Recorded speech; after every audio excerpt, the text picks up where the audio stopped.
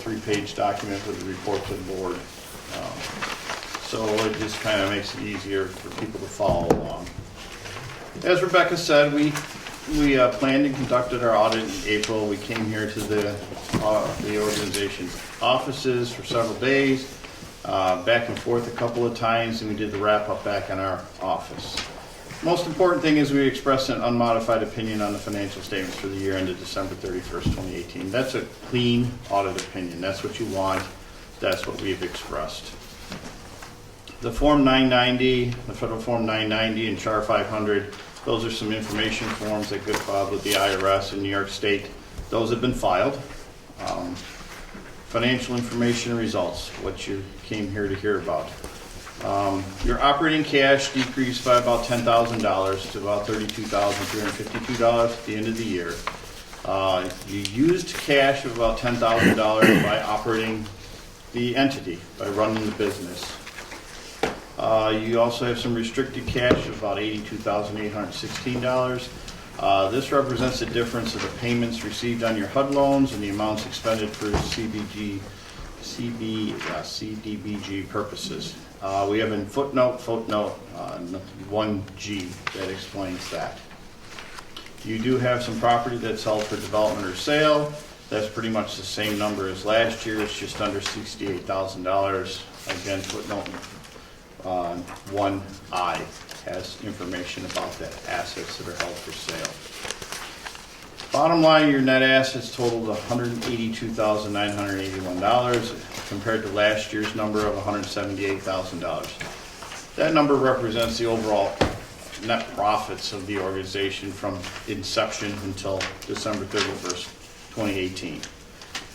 There was some wording changes in the financial statements this year. The presentation of net assets was changed. That's due to Accounting Standards Update 2016-14. You used to have unrestricted net assets, permanently restricted net assets, and temporary restricted net assets. This ASU changed that.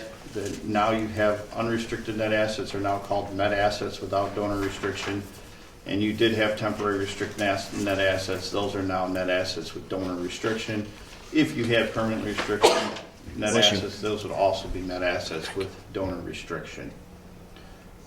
That was just a change that came through accounting standards. And again, that net assets with donor restriction represents the balance of that restricted cash that I had mentioned earlier. Total revenue this year amounted to about $328,000. It's an increase of about $52,000 from the prior year, where you had about $276,000 of revenue. Your operating grants this year were about $25,000. Fundraising was just about $1,000. Festivals and sponsorships were the big thing with $267,000 of revenue, and your farmers market was about $5,600.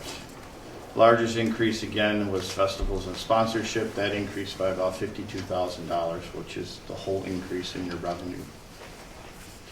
Overall, your expenses were about $324,000. You had $16,000 in the DLDC expenses, again $297,000 in your festivals, and another $10,000 in the farmers market. Overall, that was an increase of about $34,000.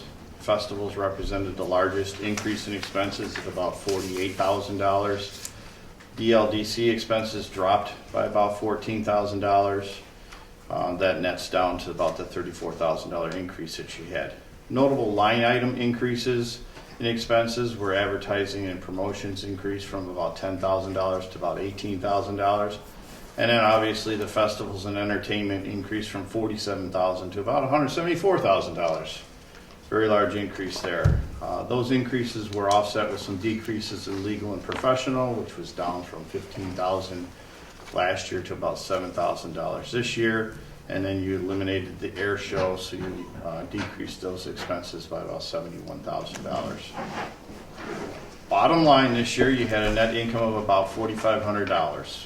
Last year you had a very large loss of $402,000, but that was due to the loss on the sale of that one asset for about $390,000.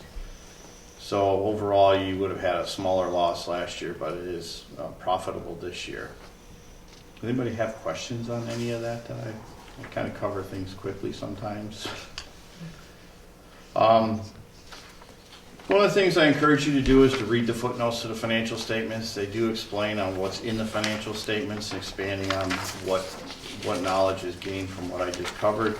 Some of the highlights: Note 1 describes the nature of the organization's activities, the accounting policies that it follows.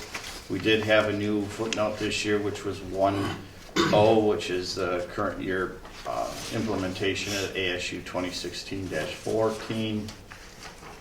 Note 2 is a new note. It's a requirement under the ASU. It's a liquidity footnote.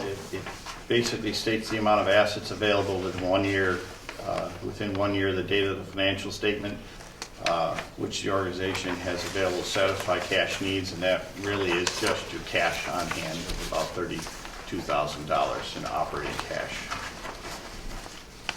Note 3 discusses the loan program that you have and the allowance for the uncollectible loans is fully allowed. You have about $49,000 in loans that are uncollectible. You've allowance for those as they're probably not going to be collected. Note 4 discusses the investments that you have in Washington Avenue Revitalization Company and the interest in the DLDC Real Property LLCs.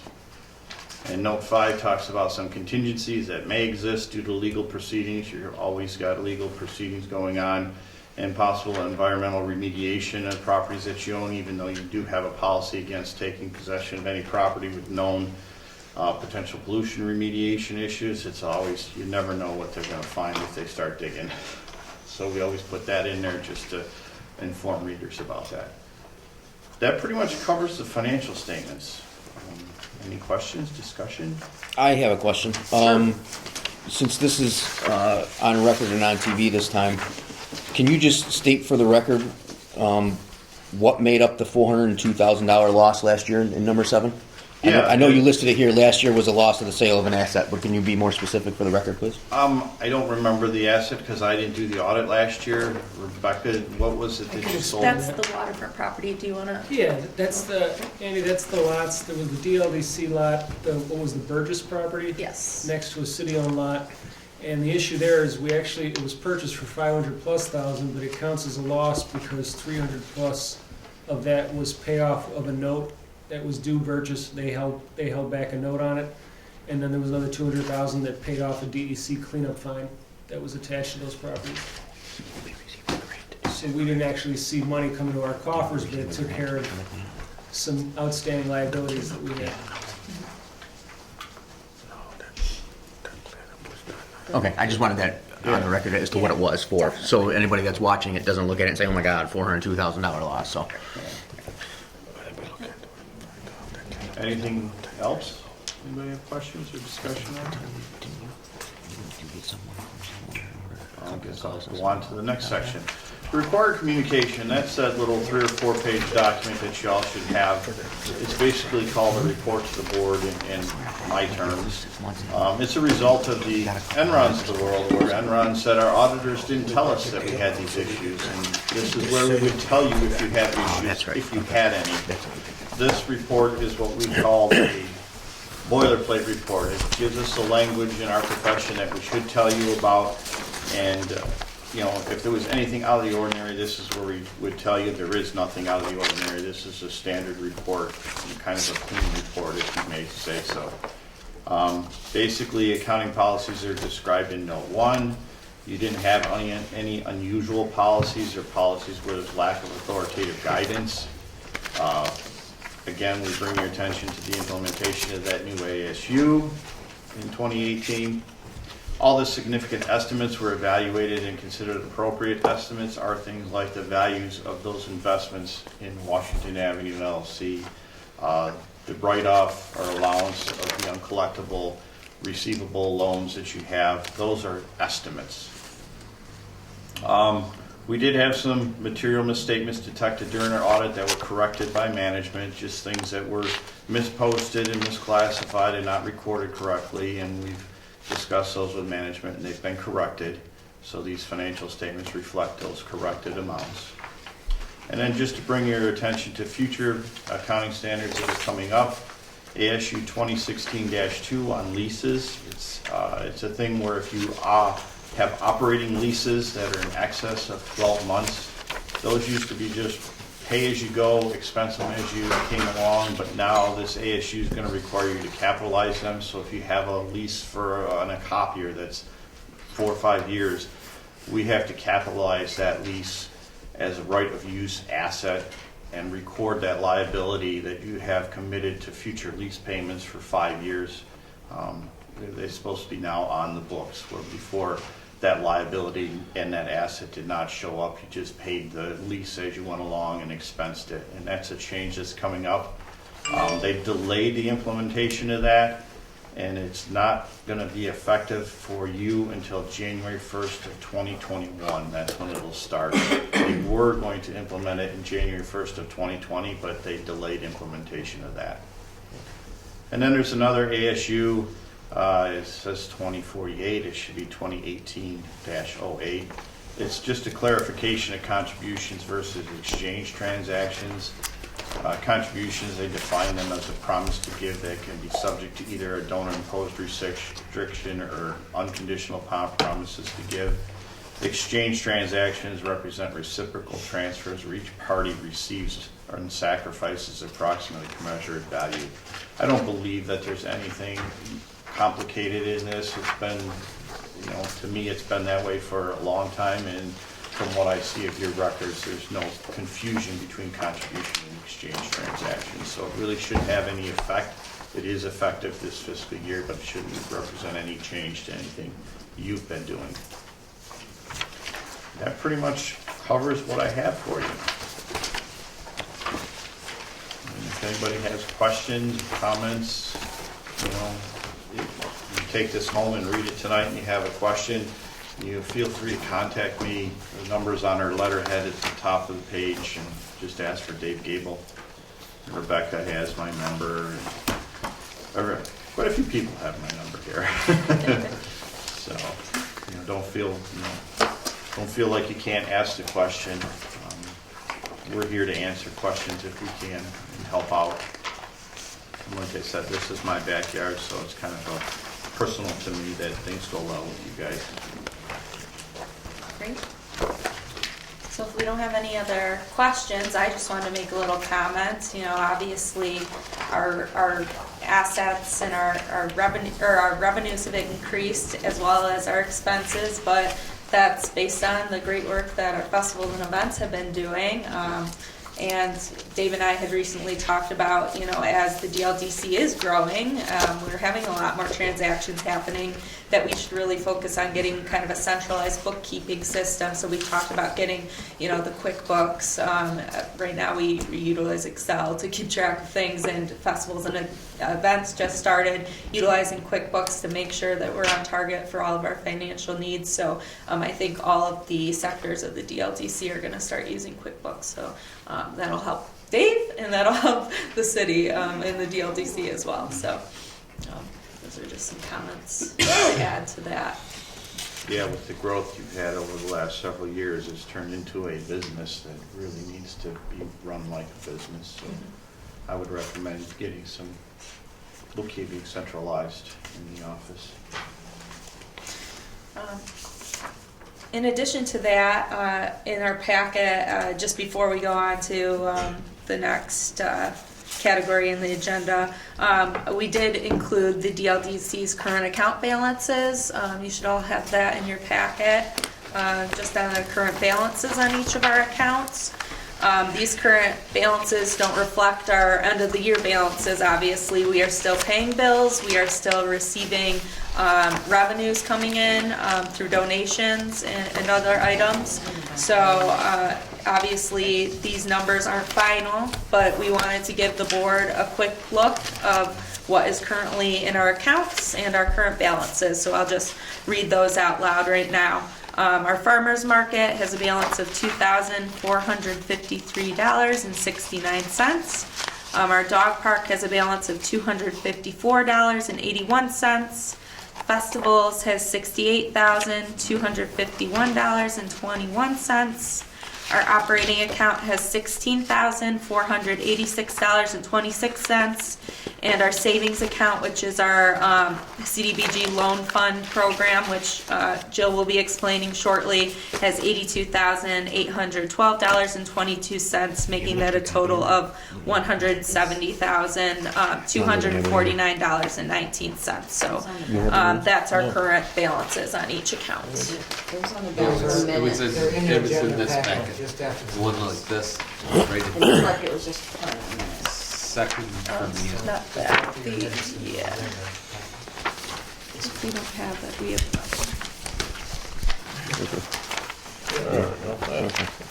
Thanks, guys. So if anyone has any questions on that, I'm more than happy to answer any.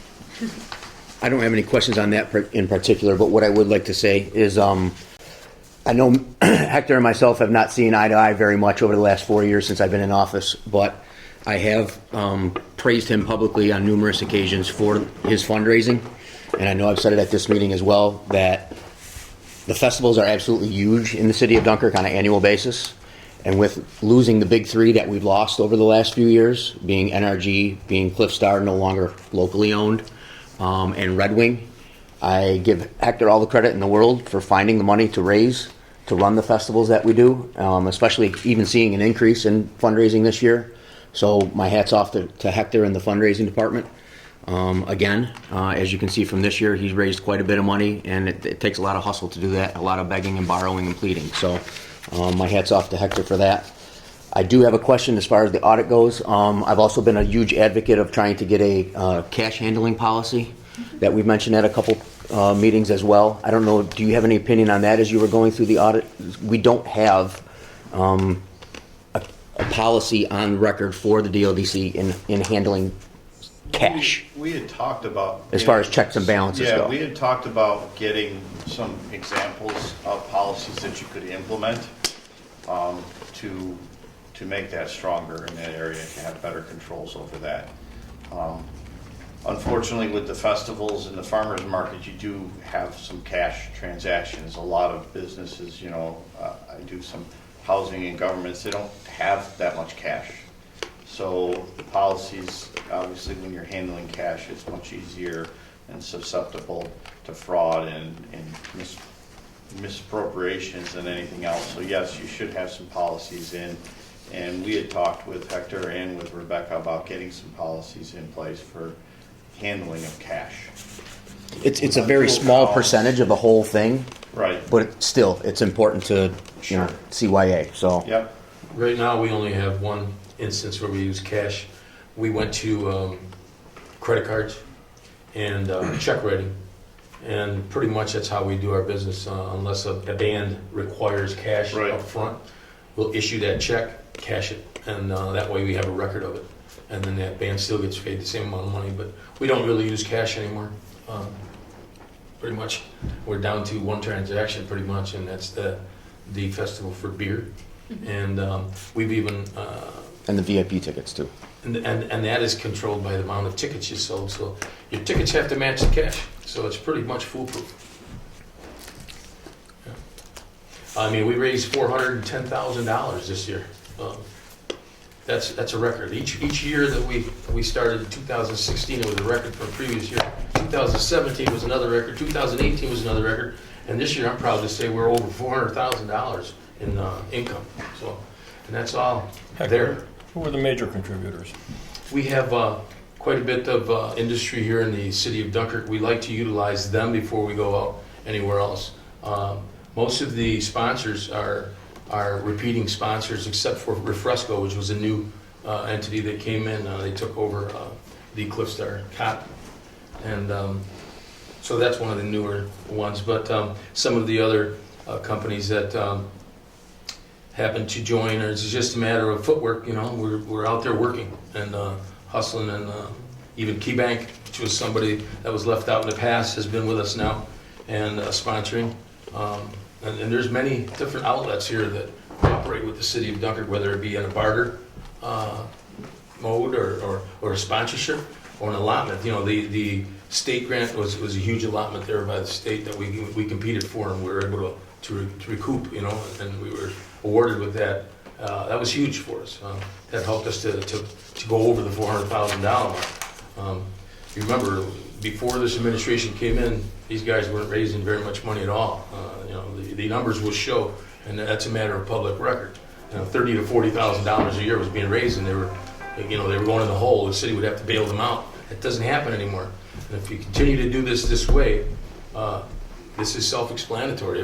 Everything works the way it's set up. QuickBooks was a big suggestion by Dave and the FRP group, and I'll tell you what, we sent some of our guys to class, and unfortunately I was busy working and out in Buffalo when that class came up.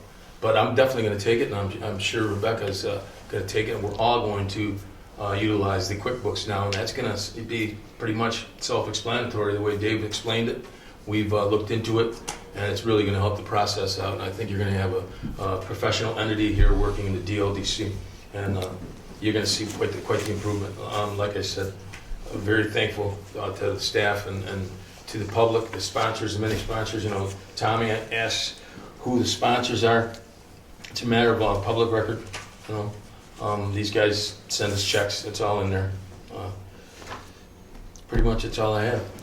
Unless you have any other questions for me. With the implementation of the QuickBooks, is it feasible to expect a quarterly financial report? Yeah, I think that'll be much easier.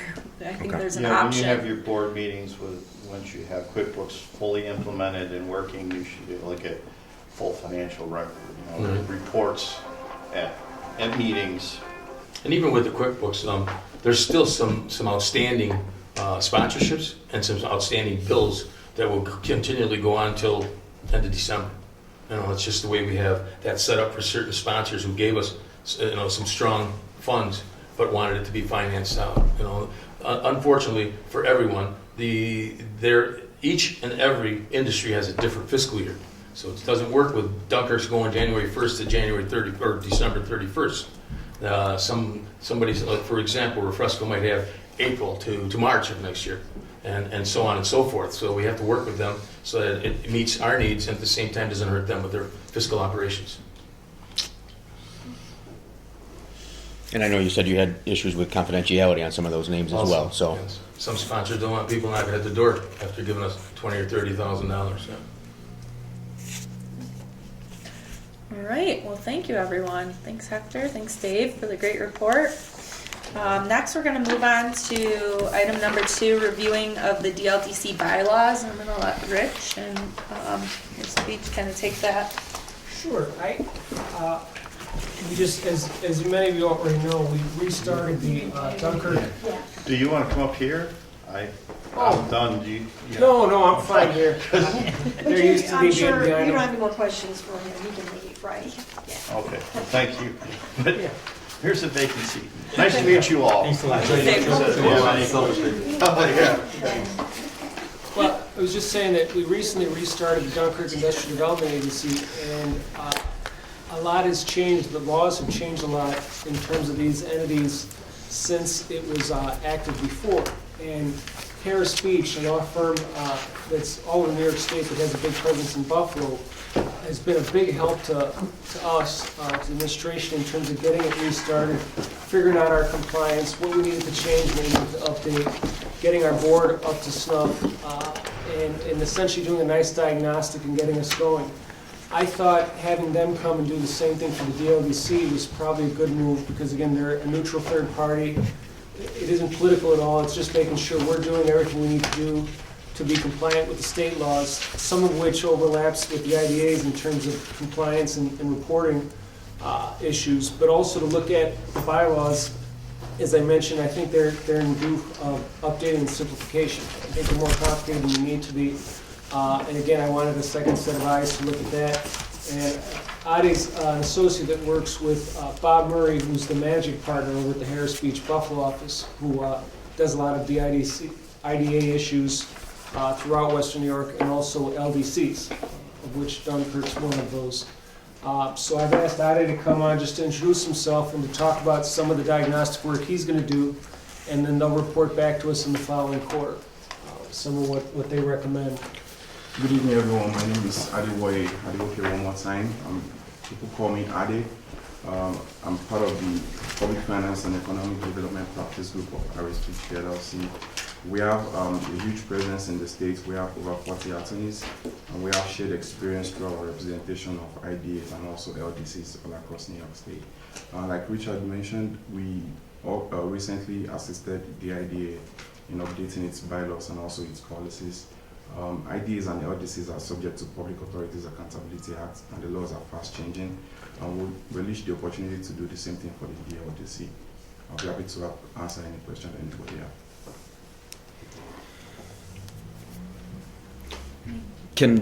Can somebody explain the benefit for the city of Dunkirk in starting up the IDA again versus not technically having it active?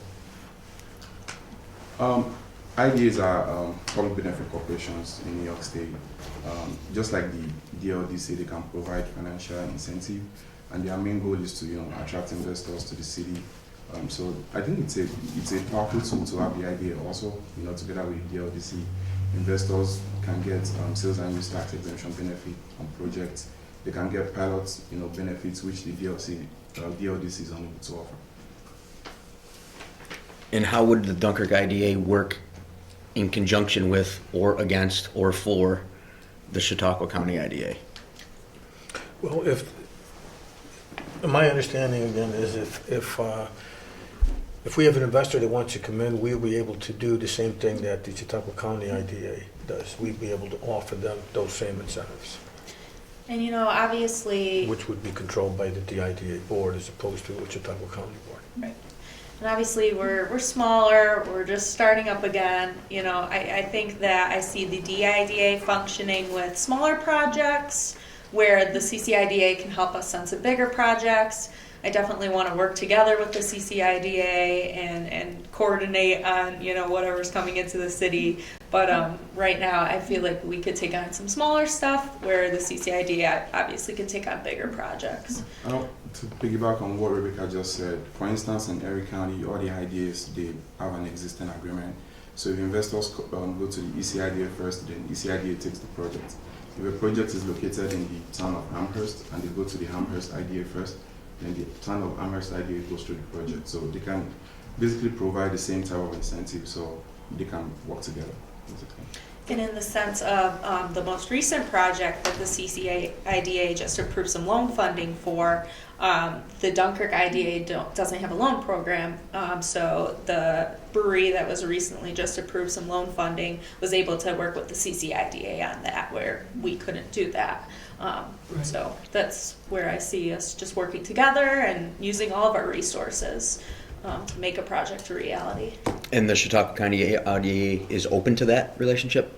Yeah. Going back say and so. forth? Because I know that there's, in Chautauqua County, there's not, every town doesn't have one. Right. So as long as it's okay, working back and forth with them and they're receptive to it. It's not Very only, hard to get an IDA too, so if you have it, Yes. you're lucky. right. Yes. It's not only a function of scale, which is a big issue, but it's also, again, the scope of programming they offer. Because again, we're essentially starting over. We can do the pilots, which is sort of your standard, economic development tool that the IDA does, and the mortgage and sales tax incentives. But things like bonding authority, things like loan programs, that's something that they have established that, again, as a matter of scale, we just don't have yet. We're not there, and we may not need it. So there's certain things that we can, again, tailor to what Dunkirk needs that can work with the Chautauqua County IDA. And like you said, it's difficult to get an IDA right now in New York State. So to have one up and running is very important, especially for the locals, in the city of Dunkirk. So it's been nice to keep it up. Being a small business owner myself, and I'm sure Tom may be open to this as well, I see this as a huge benefit for the city of Dunkirk, because whether or not small business owners around here have projects or ideas, we're a small fish in a big sea for Chautauqua County, and they're not going to bother with us small fish. However, if we go to our local city of Dunkirk, they may be willing to help a small fish because it's centralized in the city of Dunkirk. So I see this as a huge benefit to local businesses that currently exist and that want to come here. So I think it's a huge boost for small business. Definitely. And and just going along with it, Andy, the scale issue is important because, for example, the DLDC can offer, and I was just reading the minutes, when we were talking about the small loan program that we're getting started again, you run that through the LDC, but then the IDA offers those tax benefits if you're expanding, if you're opening new, or if you're taking on, a new plant, et cetera. For example, with the Clarion, they were refinancing recently and put some money back into their building to do some renovation work. And with the IDA, just like with the loan program, the big driver is jobs. And so if you can justify the investment is going to create or retain jobs, that's how you can get those benefits, whether it's the loan programs or the tax benefits through the IDA. And again, we used Harrison Beach to clean up those policies and procedures, and now with the DLDC, we want to just make sure we're up to date on all of our paperwork. So bringing it back to the DLDC, that's why Adi is here today. Yeah, and recently, the New York State Senate, sent letters to all IDAs across New York State, asking for several, of their documents and everything. We assisted the IDA, responding to those letters. So that's why it's very important to keep all those policies up to date. Yes. Any other questions, comments? All right, we'll move on to one of my favorite things on the agenda tonight is the DLDC loan program. We've been working with a loan review committee that's made up of 3 different banks within the city of Dunkirk to really put together a strong packet, and I'm going to let Jill kind of present on that. Okay, so as Rebecca mentioned, yes, we have formed our loan review committee made up of members from 3 different banks, representing 3 different banks, and we have been meeting, and we're ready to roll out the small business loan programs. That's very exciting. We have $82,800 and some change to start making loans to small businesses.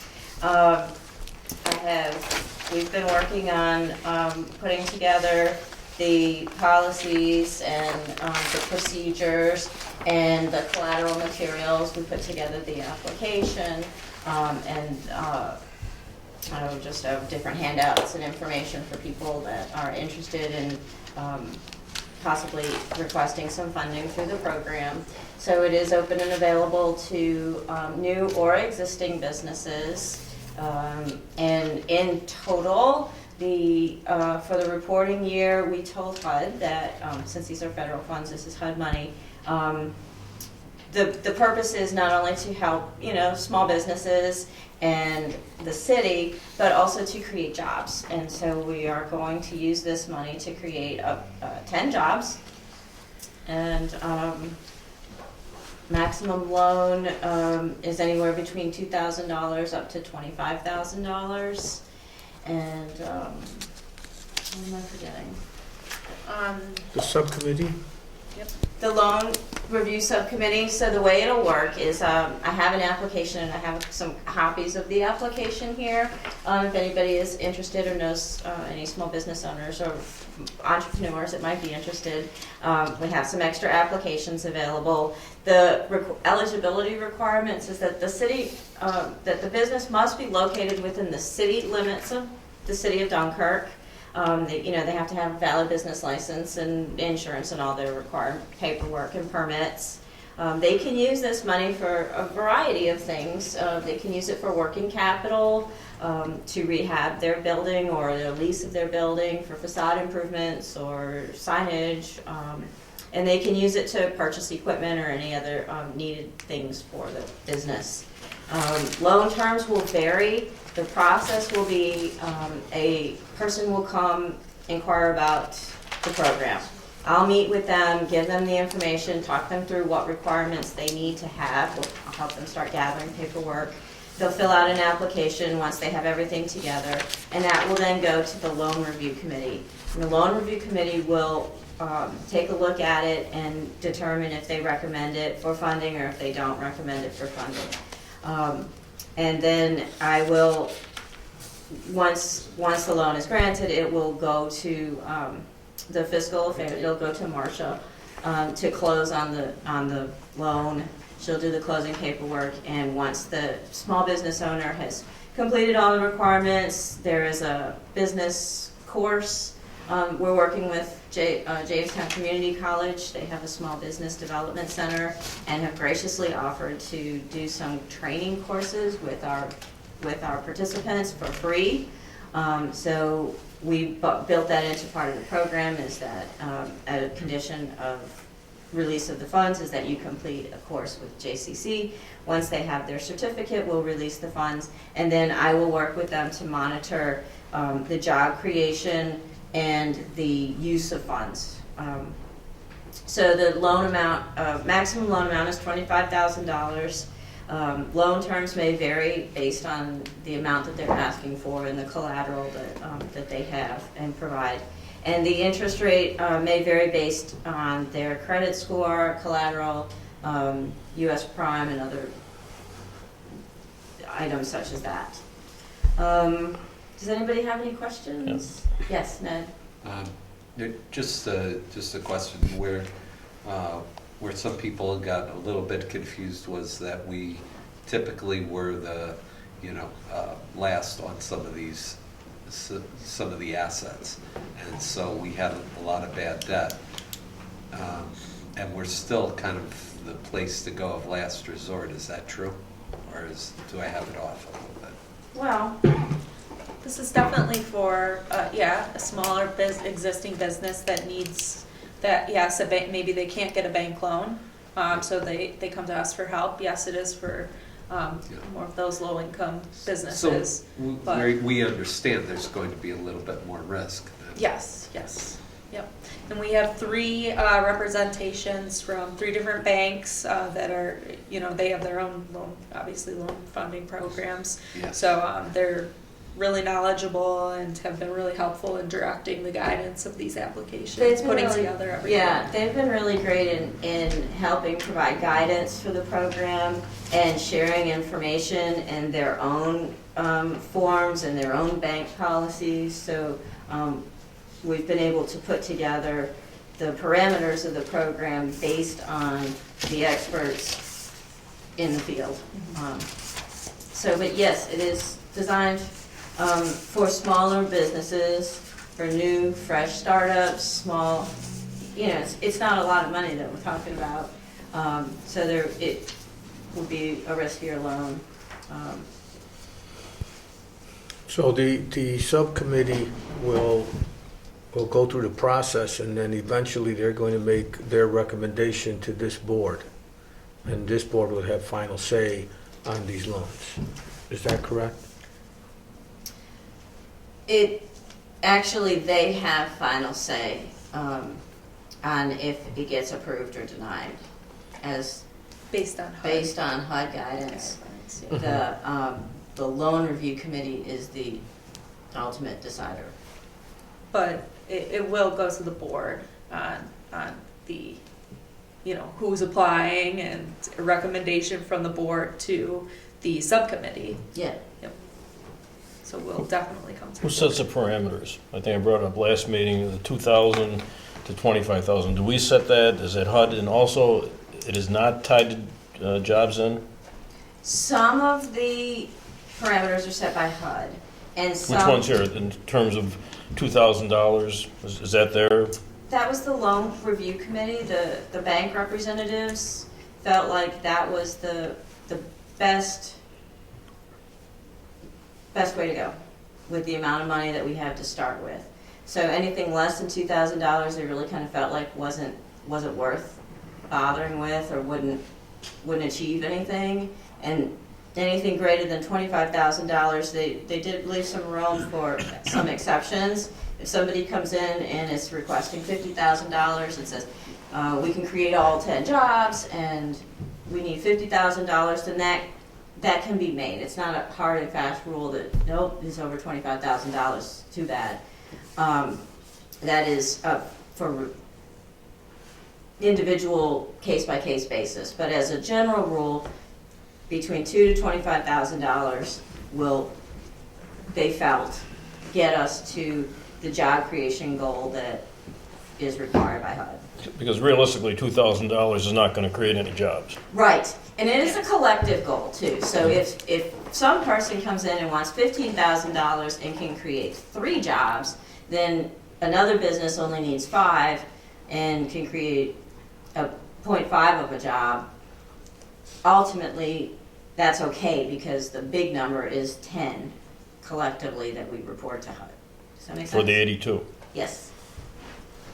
So the 10 jobs, is there any kind of time limitation on this? Or is that once the full 82,000 is out and people are paying on their loan, is that when the rest of the 10 can come into play? Or, see what I'm saying, is that once we have a loan for, $5,000, Can they fire their guy Yeah. once they get the money? We I guess discussed that's- 6 months, didn't we, Joel?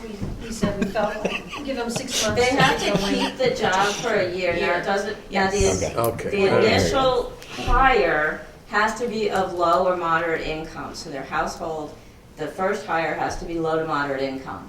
And let's say after 6 months they quit or get fired, then the next person that replaces them, that low to mod income requirement is no longer in place.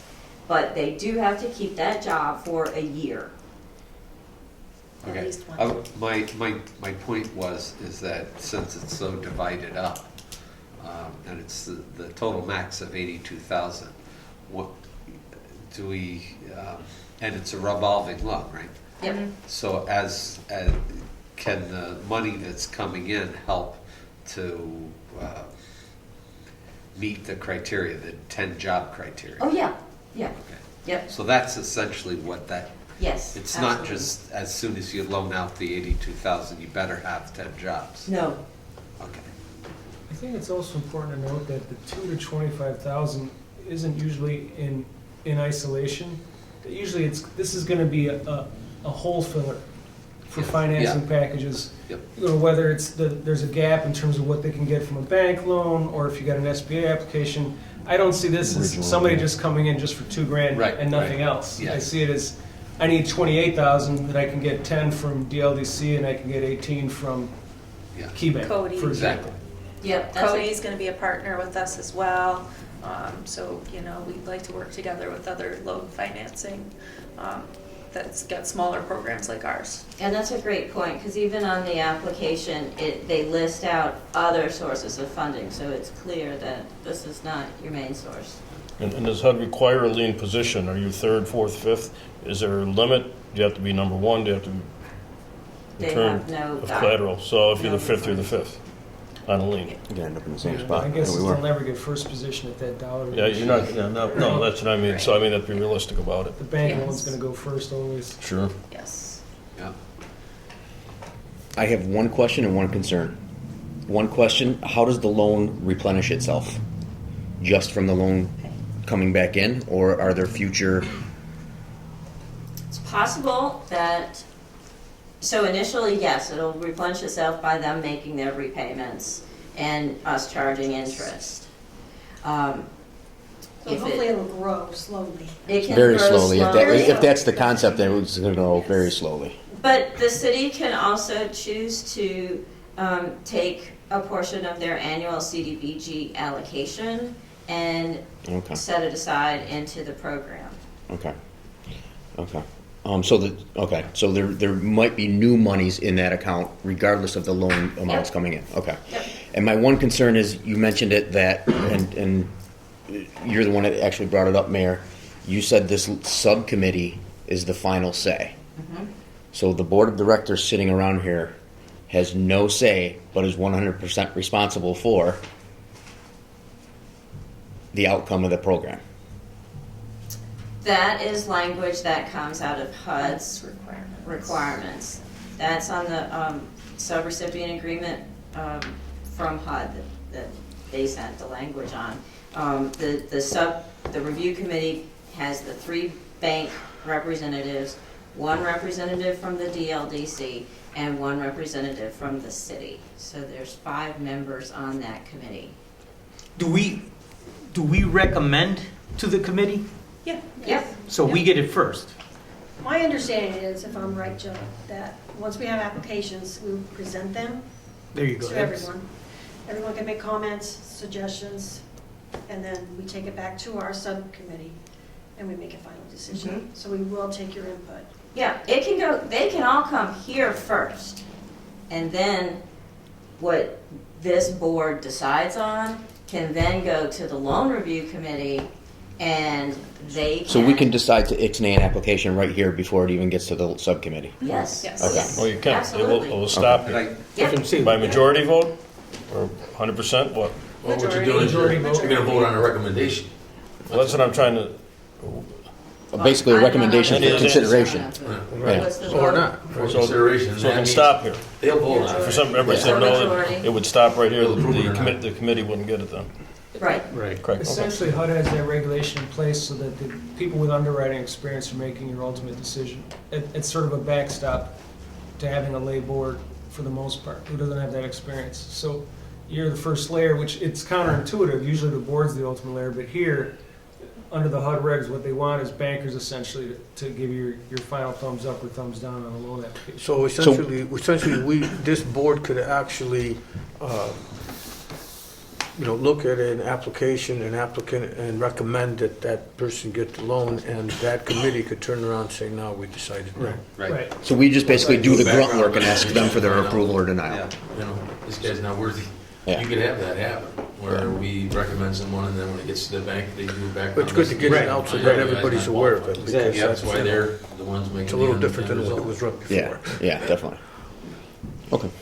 Does that make sense? Yeah, now it does, yes, absolutely. So we basically do the grunt work and give our opinion on it, and then then the professionals have the final say on whether it's financially feasible, basically. Okay, gotcha. So I have handouts and applications if anybody is interested in having I'll take one. some copies.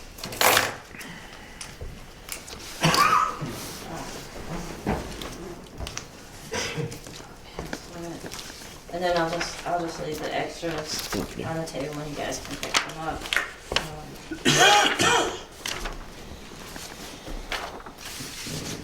You want to slide them down so Yeah, everybody? why don't we Yeah, just pass them around and whoever wants to take one can take one. You're welcome.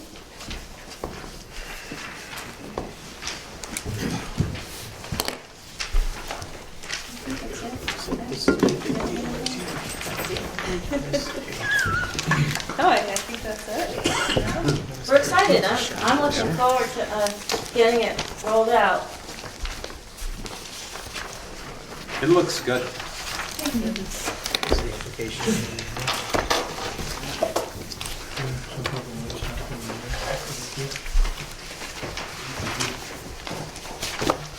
I think I particularly like the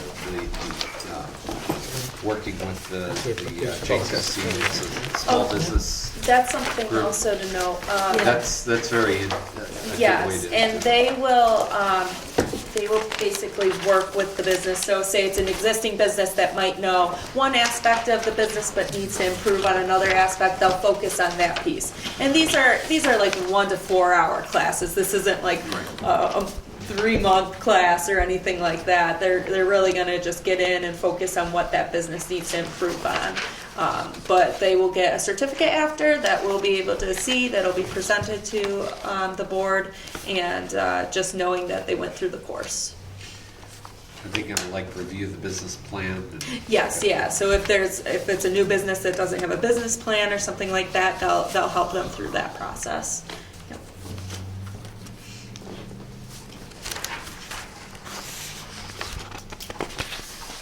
All right. We do have one resolution that is within the agenda tonight. We had sent out an electronic vote on this because I needed to get the lease agreement. This is for the JCPenney use of the commercial space at the DNF Plaza for Small Business Saturday for the event. It's not charged, it's free of charge, but JCPenney does require that we sign a lease agreement. So, EJ, if you just want to read off the resolution. Well, it's in your packet, and you guys got it ahead of time too, but it's just Whereas it's in the best interest of the city for the development, economic development opportunities that promote small business creation and expansion. And whereas the DLDC shall enter into a temporary license agreement with J.C. Penney Corporation as tenant of the DNF Plaza to use the premise only to host a small business Saturday event on Saturday, November 30th, 2019. The event features pop-up shops run by vendors, food and entertainment, and information on participating small businesses in the community. And whereas there is no fee associated with the license agreement, however, the DLDC will ensure that the licensor is provided with all insurances and indemnifications listed in the terms of the agreement. Now therefore be it resolved that the chairman of the board is hereby directed and authorized to execute any necessary documents and agreements by and on behalf of Dunkirk Local Development Corporation and the J.C. Penney Corporation, Inc., for the use of their commercial space for the DLDC Small Business Saturday event. And I know we already voted on this, but just for the record, can I have a first? I'll first it. Okay, well, second. First Andy, second Robert. All right, all in favor? Aye. All right, resolution passes. And that's all we have tonight on the agenda. Can I have a motion to adjourn? Do you have another date set? As of now, we do not have a date set. Probably go January. Yeah, Yeah. start on, when we start even, so to say. Yeah. Do 4 quarters. Let's see. Sorry, I postponed the adjournment, guys. It's okay. I just figured that would be easier to take care of it now since we're all here. I mean, the second Tuesday of the month, is that something that works for everyone? Could say January 14th at 5 o'clock for now. We'll hold it. Okay.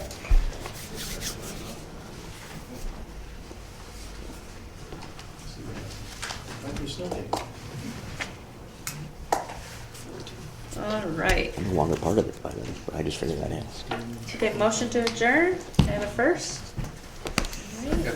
Second, Ned. All right. Adjourn. 5:54. Thanks, everyone. Didn't hear you sneak in, fella. Didn't hear you sneak in. I'm sitting there all over. How are you? I'm good. One day in the office. Yeah.